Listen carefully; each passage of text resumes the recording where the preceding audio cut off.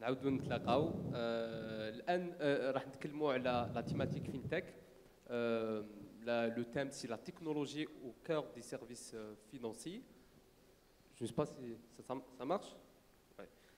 La fintech, donc la technologie au cœur des services financiers. Nous allons avoir 15 minutes de débat, timing par réponse 2 minutes à 2 minutes 30, avec Madame Noura Chennaoui, Monsieur Abdelhakim Barrah et Monsieur Nabil Dahri qui représente Madame Nawal Benkritli qui n'a pas pu être présent avec nous pour des raisons d'extrême urgence. Nous allons commencer par une première question assez simple pour comprendre déjà ce que c'est la fintech. Et cette question, je vais la poser à Monsieur Barrah Abdelhakim. Qu'est-ce que c'est concrètement la fintech? ما هي الفintech وما هي التكنولوجيا المالية? Merci Monsieur Harizi pour l'occasion qui nous est donnée. Chers amis, donc pour nous, la fintech est perçue sous 2 plans. D'abord, c'est le mariage entre la technologie et la finance, pour mettre la technologie au service de la finance, pour accélérer les processus, les améliorer et mettre de la transparence. Et l'idée qui avait germé entre notamment les assureurs algériens et la COSOB au début pour travailler sur ce thème de la fintech, c'était pour pallier à la fracture numérique, pour mettre les passerelles pour être aux normes internationales. Sachant que les compagnies d'assurance notamment et le marché, nous sommes tenus d'être aux normes internationales et aux standards internationaux. Donc, et de là est né le besoin. C'est vraiment un besoin, c'était finalement pas un choix. Il ne fallait pas creuser le gap, la fracture numérique, parce qu'à un moment, il n'y avait pas de contenu chez nous. Donc ce mariage avec la technologie nous permet plus de transparence, plus de qualité de service, une meilleure expérience client, et donc finalement, il n'y a pas le choix que de faire ce gap et le pari de l'innovation. Et c'est l'occasion de le remercier vivement et de continuer à travailler ensemble pour développer la fintech. Et pour nous, c'est les 3, les banques, les assurances et le marché. Tout à fait, Monsieur Barrah, c'est l'écosystème fintech et c'est aussi cette obligation de s'aligner aux normes internationales dans une thématique et un secteur aussi assez complexe. Pour une question, Madame Chennaoui, حول دور الشركات الناشئة sur la place financière. ما هو دور الشركات الناشئة في مجال الفينتك بالتحديد؟ ما هو دورهم؟ Merci Monsieur Harizi pour cette opportunité. Au fait, comme l'a défini Monsieur Barrah, les startups dans la fintech donc utilisent la technologie pour repenser les services bancaires et financiers. Et en Algérie, je pense, enfin, à mon humble avis, les startups dans la fintech pourraient jouer le rôle de booster pour accélérer cette dynamique de modernisation et aussi de réforme dans le secteur financier et bancaire. Et aujourd'hui, en termes de rôle, il est très important, on l'a vu sur d'autres continents, d'autres pays. Donc je pense que c'est un excellent outil pour l'inclusion financière. Donc on offre la possibilité à des populations non bancarisées de l'être d'une façon très simple. Et aussi, je dirais que c'est un excellent moyen aussi pour l'absorption de la monnaie fiduciaire. Donc diminuer la proportion du cash dans l'économie en offrant bien sûr des systèmes et des solutions de paiement dématérialisées. Un autre aspect, on l'a vécu et on le vit tous les jours, c'est que la pandémie du Covid nous a pointé le doigt sur l'urgence et la nécessité de développer donc des solutions de paiement sans contact. Un autre aspect aussi que pourrait jouer, enfin un autre rôle que pourraient jouer les startups fintech, c'est d'accompagner la digitalisation de l'économie. Donc avec aujourd'hui le développement de tout ce qui est e-commerce. Donc aujourd'hui, on voit la naissance de plateformes importantes, donc des transactions importantes qui malheureusement ne trouvent pas encore de solutions de paiement. Bien sûr, je ne veux pas résumer la FinTech aux solutions de paiement. Bien au contraire, il y a d'autres fonctionnalités et d'autres rôles que pourrait jouer la FinTech, notamment dans le secteur bancaire et dans le secteur des assurances, pour la gestion des risques, gestion de l'épargne et du crédit. Par exemple, dans le crédit, les banques pourraient donc faire supporter le coût des fintech, on l'a vu dans d'autres pays, et aussi permettre une démocratisation de l'accès au crédit, donc à des conditions comme de transparence. Un autre sujet, c'est que ça permet aussi de développer d'autres services. C'est d'autres services bancaires qui n'existent pas et les développer, je dirais, d'une manière très transparente et très facile. Par exemple, un service ou un métier dans la banque, la facturage, qui aujourd'hui fait l'objet de discussions et de préparation auprès des autorités, qui pourrait être mis en place avec toute la transparence et les garanties nécessaires. Je n'oublie pas le crowdfunding, donc c'est aussi un rôle pour mise à disposition de toutes les ressources financières pour les startups, mais aussi pour les entreprises. Donc, je dirais des domaines d'application très, très vastes. Et aujourd'hui, je suis bien contente qu'on aborde ce sujet, car je pense que la volonté des autorités est pleinement affichée, et donc aux acteurs de jouer le rôle et d'accompagner cette transformation. Tout à fait, tout à fait. شكرا ليك. نفهموا أن الدور تاع لي فينتك sur la place financière c'est un rôle stratégique ولكن كما رانا نقولوا هو دور لتسريع مجالات مختلفة في المجال مجال المالي ولكن ليسوا هما اللي يحطوا les bases de la finance ou bien les bases de l'économie aussi. شكرا لك على الإجابة. ندوز الآن للسيد نبيل الدحري, divisionnaire technique de la SATIM, pour parler d'un aspect très important de la FinTech, qui est la PayTech, et dont vous êtes en Algérie un acteur majeur qui développe des solutions, qui déploie des solutions en Algérie. Est-ce que la PayTech pourra connaître concrètement, dans les 5 prochaines années, un développement conséquent? Merci beaucoup pour l'événement de Algerian Startup Challenge. Donc, sur les 4 dernières années, nous avons connu quand même une croissance de l'activité monétique en Algérie qui a été une croissance assez timide. Et avec l'arrivée du Covid-19, on a enregistré quand même une croissance qui avoisine les 200% dans les retraits, dans les paiements sur TPE et sur la partie e-commerce aussi. Mais ça reste quand même un flux assez faible par rapport au potentiel de notre pays.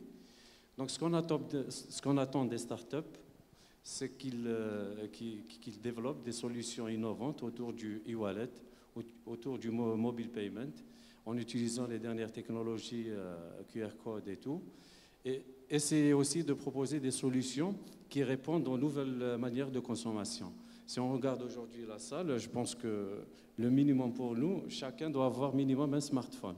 Donc, les startups sont là pour proposer des solutions qui doivent, on va dire, faciliter et industrialiser, digitaliser les process de souscription aux services bancaires.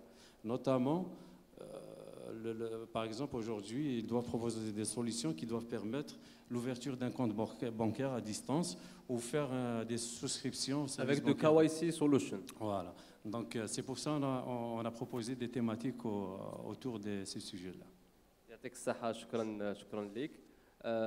Ici, c'est la raison pour laquelle vous avez proposé des problématiques et aussi vous comptez en tout cas collaborer concrètement avec ces startups. Nous allons revenir à cette question. Je reviens maintenant à M. Berrah Abdelhakim pour parler en tout cas de l'apport des startups FinTech pour les institutions financières et principalement les banques, qui est un secteur aussi très, très complexe. Est-ce que les startups aujourd'hui peuvent apporter des solutions qui peuvent en tout cas accélérer et apporter de nouveaux produits, peut-être dans le domaine bancaire? Alors, il a été démontré ces derniers temps que l'innovation ne pouvait pas être menée par les grands groupes.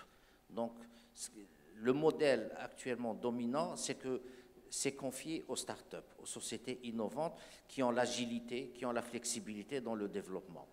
Et c'est valable pour tous les secteurs, y compris les banques. Les banques n'étant pas structurées pour faire de la recherche, donc il y a une passerelle qui est faite entre les centres de recherche et l'université, et ce sont les sociétés innovantes, start-up, qui doivent mener en conjonction sous des relations contractuelles diverses. Ça peut être, ils peuvent appartenir aux entreprises ou être partie prenante ou coacher, etc. Mais ils font pour le compte des entreprises. Ça peut être fait pour le compte du secteur, ça peut être fait pour le compte des entreprises. Je vous donne deux petits exemples où les startups, quand on avait travaillé à faire qu'un groupe de chercheurs entre l'université, les startups et le secteur bancaire, c'était par exemple combien devait-on mettre d'argent dans un DAB pour qu'il ne soit jamais à court d'argent sans en mettre beaucoup. Une deuxième recherche qui est passionnante, qui m'a toujours passionné et que j'espère pouvoir la mettre en place avec nos amis banquiers et assureurs, c'est l'étude des signaux faibles. C'est-à-dire, il y a des études qui sont faites par des startups innovantes qui peuvent savoir quand est-ce qu'un client va nous quitter.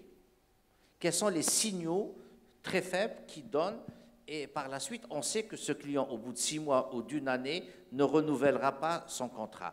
Donc, il doit y avoir une réactivité de la compagnie.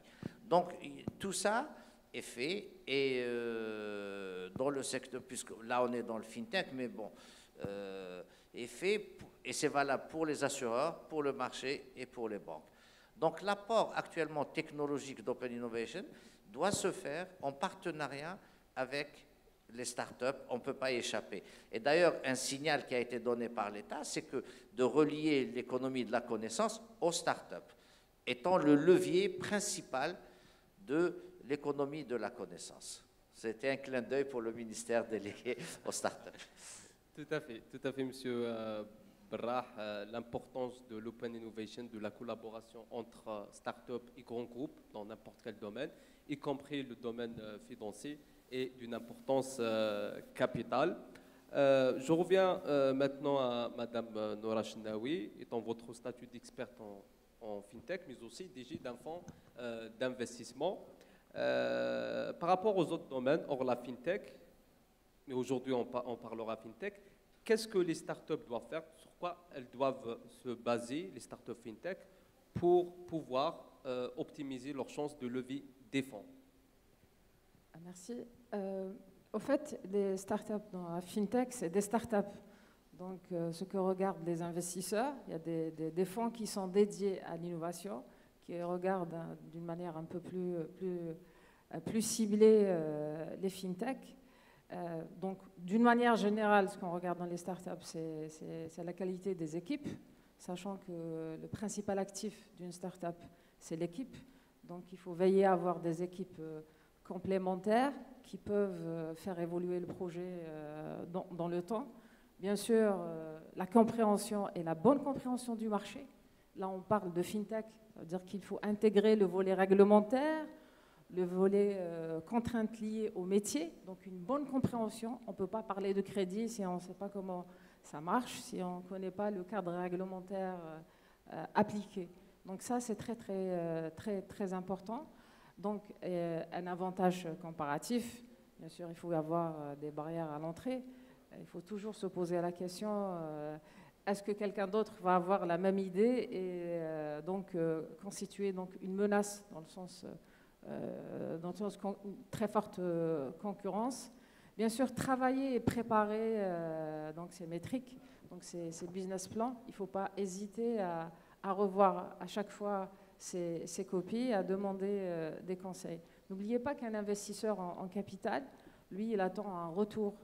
Et je dirais qu'il attend aussi un engagement de la part des équipes. Mais concernant spécifiquement les fintechs, j'abonde dans le sens de la réponse de M. Berrah. Il faut aller dans le sens des partenariats. Donc les équipes, elles doivent être préparées à travailler en partenariat avec les acteurs financiers. Et encore, j'insiste sur cette bonne compréhension du volet réglementaire.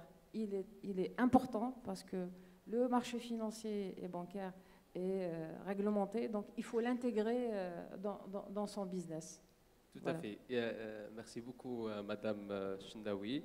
On comprend quand même qu'il y a des spécificités qui sont relatives aux startups fintech par rapport aux levées de fonds, mais reste qu'il y a un modèle à suivre pour tout porteur de projet, et particulièrement ceux qui sont dans le domaine de l'innovation, qui apportent des solutions disruptives. Je reviens maintenant à M. Nabil Tahri. Justement, ça va dans le sens de partenariat, de la collaboration, de l'open innovation. Vous avez proposé des problématiques et des thématiques diverses. Comment et de quelle manière comptez-vous concrètement collaborer avec ces startups qui répondent à des problématiques suggérées par la SATIM? Bon, je dirais qu'aujourd'hui, l'écosystème doit forcément s'appuyer sur les startups pour pouvoir répondre aux besoins de la place. Aujourd'hui, il y a un régulateur dans l'écosystème qui est le GIE monétique. Donc, tous ces startups-là doivent se présenter au niveau du GIE pour avoir les homologations pour pouvoir opérer dans l'écosystème monétique. Et il y a plusieurs chantiers. Il y a le chantier des TPE où, si on prend en compte la loi d'équiper tous les commerçants avec un moyen de paiement électronique, eh ben, vu l'immensité de notre pays, il faut s'appuyer sur des startups qui seront réparties dans plusieurs régions en Algérie pour pouvoir répondre à ces besoins-là. Nous avons besoin aussi de solutions de monitoring et de supervision pour donner toute la visibilité aux commerçants et aux utilisateurs des cartes. Et le partenariat aujourd'hui, c'est une nécessité pour nous. Donc on doit s'appuyer sur eux pour répondre aux besoins. Merci beaucoup, M. Tahri. Pour clôturer, une dernière question à M. Brah.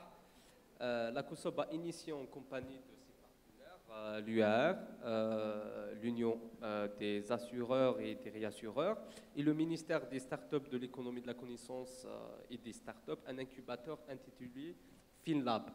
هذه الحاضنه اللي اسمها FinLab ولا مسرعه FinLab وش راح تكون المهمه تاعها الاهداف تاعها الاساسيه في القادم.